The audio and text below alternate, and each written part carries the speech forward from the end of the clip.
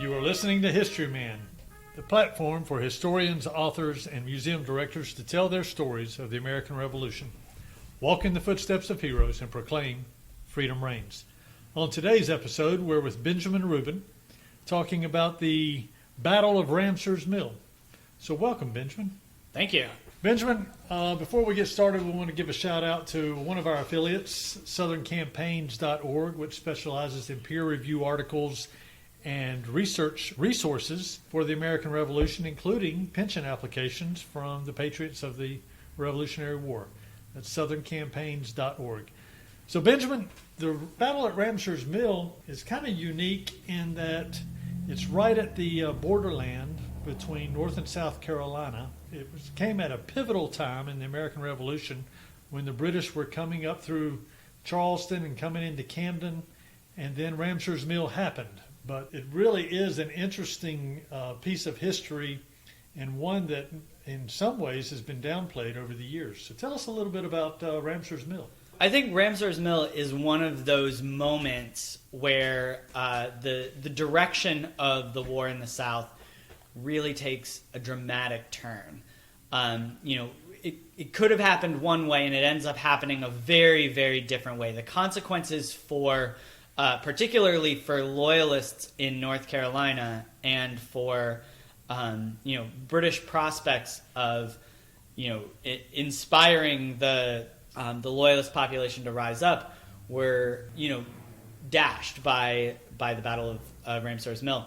So if we kind of pick up the story at the beginning of June, which is probably the right place to pick it up, the beginning of June 1780, there's really three events that kind of set the stage for the situation. The first is the fall of Charleston, which had happened earlier in May 12th, I believe. And so that's the vast majority of the Continental Army in South Carolina in the southern colonies period, had fallen into British hands. And so from that point forward, the British are really consolidating control in South Carolina. The second is the defeat of the last remaining American Continental forces in South Carolina, which happened at Waxhaws at the end of May. And that was Buford. Yep, that's Buford's regiment that was destroyed at Waxhaws. And then the final thing is Clinton's proclamation, which is issued on June 1st, as Henry Clinton is getting back on a boat to New York City and leaving Cornwallis in control. And Clinton's proclamation essentially declared South Carolina to be pacified. Now, that turned out not to be the case, obviously, or this would be a very short story. But that certainly was the British perspective at that point, was that South Carolina had been pacified, and the next move was to carry the war into North Carolina. And much as with South Carolina, the British intended for the loyalists of North Carolina to carry out most of the fighting in the state. The British army in the South was always fairly small, the regular forces. The British Southern strategy relied on loyalist forces to do most of the fighting. And so this kind of sets the stage for John Moore's trip into North Carolina, which is where the story of Ramsours Mill generally starts. So in North Carolina is a fairly long state, east to west. Where are you talking about in North Carolina? So we're talking about the areas just west of Charlotte. So Lincoln County, which is actually larger than today's Lincoln County, but the 18th century Lincoln County, it was just to the west of Charlotte, and was basically the westernmost point of settlement in North Carolina at that time. Is that where Moore was from?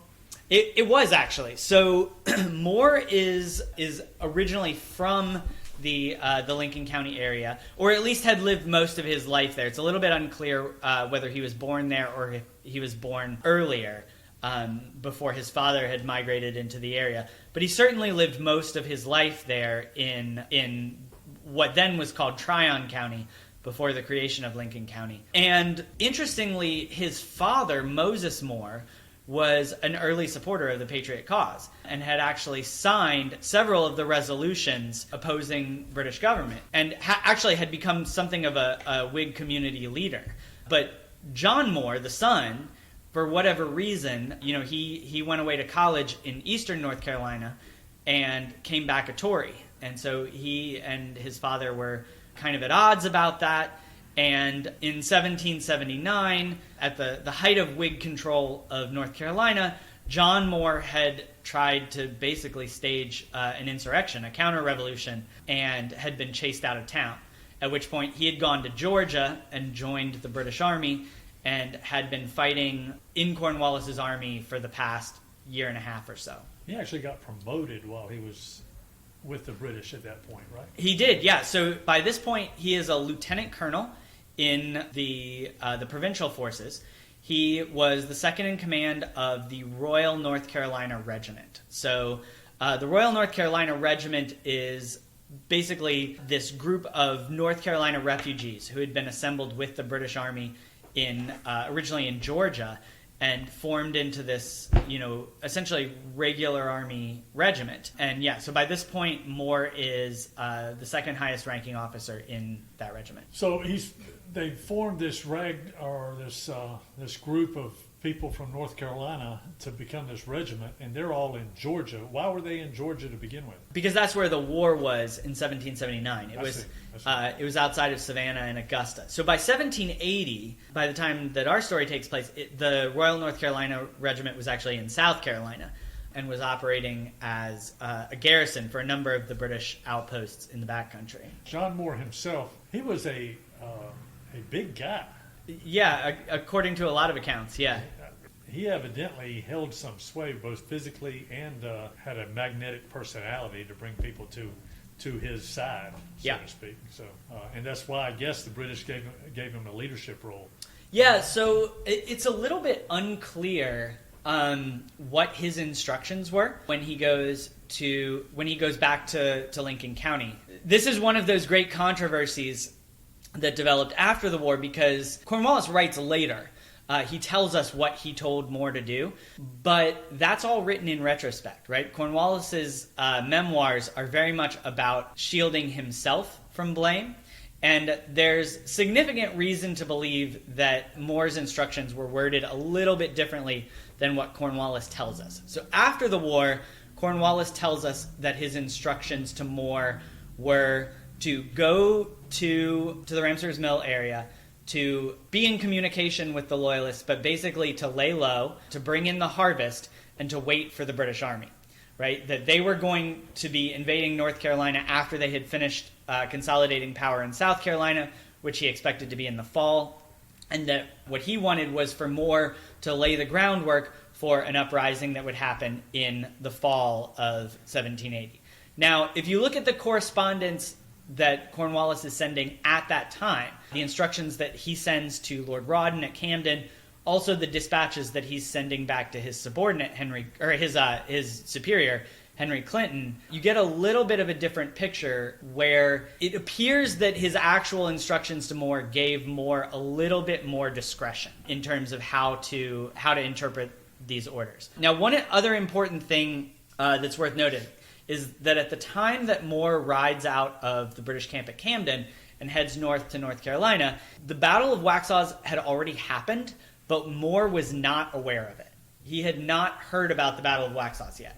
And this becomes important to the story a little bit later. But in any event, he arrives, he actually comes to his father's home, which is a cabin on Indian Creek. And this is another one of those places in the story where, there are some interesting implications and no hard answers from the historical record as to how his father received him.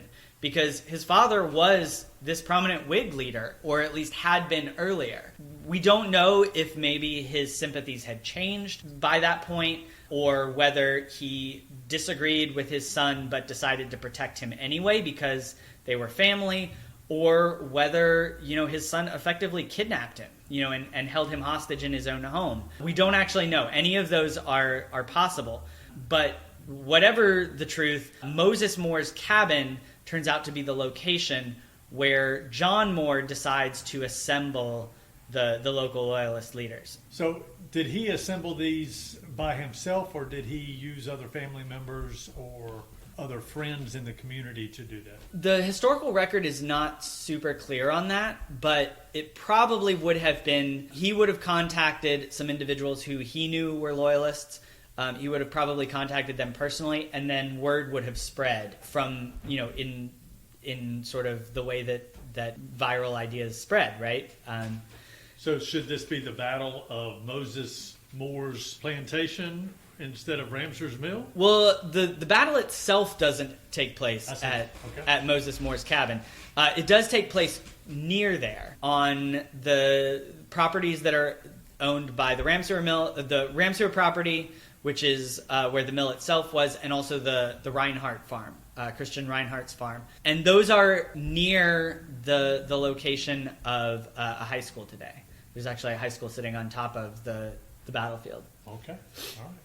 So he decides to get the word out, hey, everybody meet over here. We're going to talk about some things. Then what happens? Yeah, So when was that? So the original meeting at Ramsour's mill happens on June 7th. Okay. Okay, so in fact, Cornwallis' story changes quite a bit. Now, we don't know the exact details or the exact contents of the letter that Moore carried with him. But on June 2nd, so before the battle, around the time that Moore is being sent north, Cornwallis writes to his superior, to Henry Clinton, and I'm going to quote here, he writes, "I have sent emissaries to our friends in North Carolina to state my situation to them, and to submit to them whether it would not be prudent for them to remain quiet until I can give them effectual support, which could only be done by a force remaining in the country. At the same time, I assured them that, if they thought themselves a match for their enemies without any regular force, and were determined to rise at all events, I would give them every assistance in my power by incursions of light troops, furnishing of ammunition, etc." Right? That's what Clinton says, or what Cornwallis says on the 2nd. He says to Clinton, I sent them there, I told them to consider staying quiet, but if they thought they were a match for the Whigs, to go ahead and rise, and I would support them. All right, now here's what he writes to Clinton not even a month later, on June 30th, after the disaster at Ramsour's mill. He writes, quote, "I sent emissaries to the leading persons amongst our friends, recommending in the strongest terms that they should tend to their harvest, prepare provisions, and remain quiet until the king's troops were ready to enter the province. Notwithstanding these precautions, I am sorry to say that a considerable number of loyal inhabitants in Tryon County, encouraged and headed by a Colonel Moore, whom I know nothing of, and excited by the sanguine emissaries of the very sanguine and imprudent Lieutenant Colonel Hamilton, rose on the 18th instant without order or caution, and were in a few days defeated by General Rutherford with some loss. I still hope this unhappy business will not materially affect the general plan or occasion any commotions on the frontiers of this province." So these are both letters from Cornwallis to Clinton, written less than a month apart, and they paint a very different picture of what Moore's instructions were. He kind of threw him out with the bathwater, didn't he? He did. In fact, in the second instant, Cornwallis literally says that he doesn't know who Moore is, despite telling Clinton in the earlier letter that he had sent emissaries, of whom he is obviously referring to Moore. Right. So take that for what it is. When we talk about what Moore's instructions were. In any event, early June, Moore is in North Carolina. He has assembled this group of loyalists on June 7th at his father Moses Moore's home, and he gives them some instructions. There are about 40 men who showed up. Again, we don't know exactly what those instructions were, but from that point, they dispersed, and with instructions to reassemble again at a later date at Ramsour's mill. Now, at this point, the American forces are massing in Charlotte on the North Carolina-South Carolina border. They anticipated a British invasion of North Carolina. And at this point, the North Carolina-South Carolina frontier has basically become the boundary between the two sides. The British are in control of South Carolina. The Americans still have control of North Carolina. The government of South Carolina is in exile in North Carolina. And the commander of the Western District of North Carolina Militia, which would be Griffith Rutherford, is frantically assembling a force of men to block any British advance into North Carolina. Now, Rutherford initially imagines that an advance into North Carolina is imminent, but quickly realizes that the British are not coming, at least not immediately, and much like Moore, he dismisses his force to go back home and be ready, because it's very difficult at this point for the state of North Carolina to keep an army in the field. They just don't have the infrastructure. They don't have the supplies. They don't have the means to keep an army in the field. Also, these men are mostly farmers who can't be away from their fields for very long. And so, it's very common for the militia to be called together to respond to an individual threat.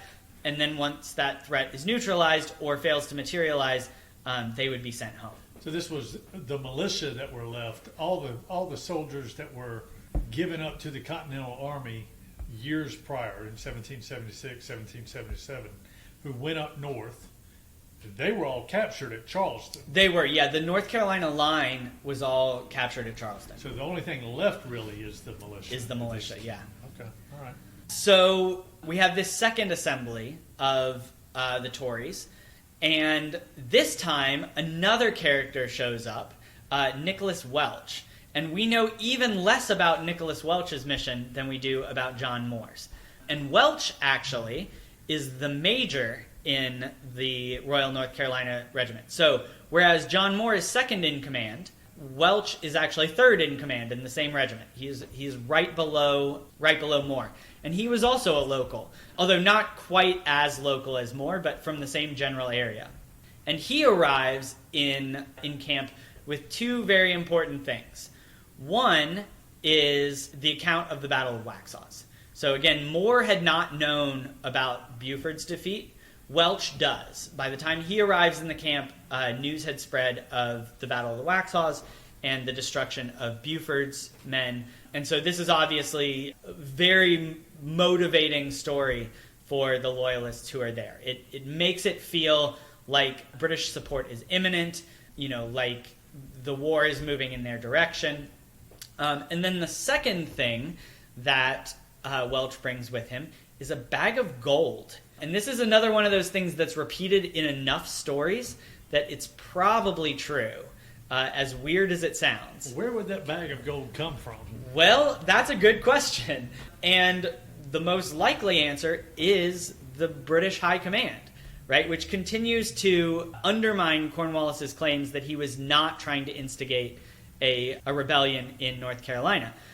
Now, just because it came from the British doesn't necessarily mean that it came from Cornwallis. It could have come from Rawdon, although Rawdon in the years after, in the days after Ramsour's Mill, appears to know even less about the situation than Cornwallis does. So, either he is being disingenuous or, he actually has no idea. But so it's a mystery where all this money came from. But, actual hard money is very rare in the colonies, and especially in the southern colonies at this point. And so it almost certainly would have had to have come from the British themselves. And so Welch has a very different understanding of his directive than Moore does. And he is encouraging the Loyalists to rise at once and basically take control of the region and wait for, basically hold it in anticipation of this British invasion. And we do know of the two of them, Moore was more cautious and wanted to wait, whereas Welch wanted to rise up immediately. Now, you might think, well, that's an easy problem to resolve, right? Because Moore outranks Welch. It's very simple. This is a very simple question. They're in the same regiment, and Moore is Welch's superior, so his way goes. But that's actually not the way things worked out. It turns out that it doesn't really matter who outranks who in the British system. in the provincial military system, because this was an informal militia that they were organizing. And so it really mattered who could convince the other side. And Welch convinces most of these loyalist leaders that the right move is to rise up at once. And at that point, Moore basically, his options were to abdicate control entirely or to, lead this force on the path that it had chosen. And so he decides that latter course. Even though he was against rising, he decides to command and make the best of the situation. Well, as a part of that idea of rising, or that decision to rise, did they have a plan in mind to go and confront anyone at that point? So the plan is very nebulous. There is a small attempt that is made to catch one of the other American officers who's operating in the area, one of the partisan commanders, Colonel McDowell, who gets away. But for the most part, their plan sort of stops at, rise up, take control of the mill, Ramsours mill, and that turns out to be strategically significant because, again, a lot of what the British Army needed from loyalists in North Carolina was supplies, right? Control of food. And mills are absolutely critical for the production of grain. And so taking control of the mill was actually a pretty substantial strategic objective if you anticipate the British Army moving north and needing food. And so they figured they would take the mill, they would assemble there, they would use that as the assembly point, and then they'd figure out what they were going to do after that. One problem that they're immediately going to encounter, though, is lack of weapons. So a huge number of loyalists are going to gather here at Ramsours Mill for the second gathering. We don't have the exact number, estimates vary, but most historians agree it's somewhere between 900 and 1,400 men, but less than half of them had weapons. And this is because the state had been under Whig control since 1776, and the Whig government had very systematically gone through and confiscated weapons from known loyalists. And so, the only people who still had weapons were the people who had kept their identities hidden or who had kept their weapons well hidden. And, everyone else had been effectively disarmed. And so one of the things they were counting on the British for was to distribute weapons, to distribute muskets to this force, which, the British actually had lots and lots of extra weapons at this point because they'd all been captured at Charleston. All of the muskets carried by the Continental Army had been captured at Charleston, and the British were prepared to redistribute them. Okay, so what happens there? They meet again. Did they go and take over the Ramsours mill? They did. Yeah, they moved. They set up their camp on the mill grounds and the surrounding property, which is Christian Reinhardt's property, and they essentially wait. So was Ramsour a patriot or a loyalist? So Ramsour, as far as we can tell, had patriot sympathies, but was not necessarily active in the patriot cause. On the other hand, Christian Reinhardt was a well-known, outspoken patriot. I see. And interestingly enough, one of the first things they do when they move onto the site is that they decided to appoint a number of officers from among the local people. And among those captains were the three brothers Warlick, who would, end up playing a major role in the battle to come. And their sister, Barbara Warlick, was actually married to Christian Reinhardt. And so there's this really interesting family connection between the local Tories and the local Whigs. And Barbara Reinhardt is, formerly Barbara Warlick, is often cited as one of the principal sources of information that provided information to the Whigs about the Tory camp.